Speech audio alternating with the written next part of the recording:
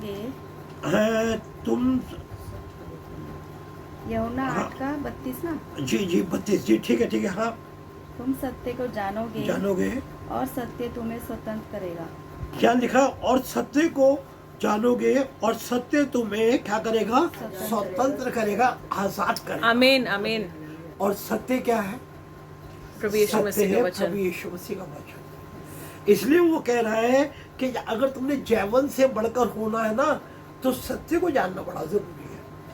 हम वैसे ही कहते हैं कि प्रभु यीशु मसीह हम जैवन से बढ़कर है, तो क्या हम आपस में है? नहीं, क्योंकि क्या है, हमने उसके वचन को तो मनन किया नहीं है, उसके वचन को तो हम जाने नहीं है। इसलिए लिखा हुआ है और सत्य को जानोगे और सत्य तुम्हें स्वतंत्र करेगा। आगे उन्होंने उसका उत्तर दिया, उन्होंने उसको उत्तर दिया, हम तो अब्राहम के वंश के हैं हम तो अब्राहम के वंश के हैं और कभी किसी के दास नहीं हुए। फिर भी तू कैसे कहता है कि तुम स्वतंत्र हो जाओगे। स्वतंत्र हो जाओगे। आगे यीशु ने उनको उत्तर दिया, मैं तुमसे सच सच कहता हूँ कि जो कोई पाप करता है, जो कोई क्या करता है? पाप करता है वह पाप का दास है। दास सदा घर में नहीं और दास सदा घर में नहीं रहता, पुत्र सदा रहता है। इसलिए यदि तो पुत्र तुम्हें स्वतंत्र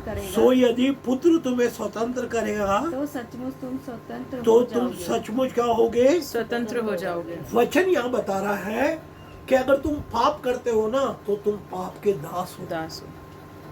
खुदा के साथ पाप का कोई रिश्ता नहीं। पवित्र बनो, क्योंकि तुम्हारा भेजने वाला पवित्र है। Hallelujah hallelujah. इसलिए वो कह रहे हैं कि जो अगर हम किसी के दास है ना, तो लिखा हुआ है कि दास सदा घर में नहीं रहता। कोई नौकर सारी जिंदगी के लिए थोड़ा रहता है। हालेलुया। आता है, काम करके चला जाता है। समझ रहे अगर ना? रहेगा भी तो उसको सर्वेंट क्वार्टर देते हैं। समझ रहे आप? और वो मालिक के ऊपर डिपेंड करता है कि वो उसे कब तक रखता है। समझ रहे आप? मगर पुत्र क्या है? सदा का हो क्या है? घर में रहता है। इसलिए अगर पुत्र तुम्हें स्वतंत्र करेगा, या वचन भी ध्यान करेंगे, अगर खुदा का बेटा हमें स्वतंत्र करेगा, तो आप और मैं क्या है? सचमुच स्वतंत्र हो जाए।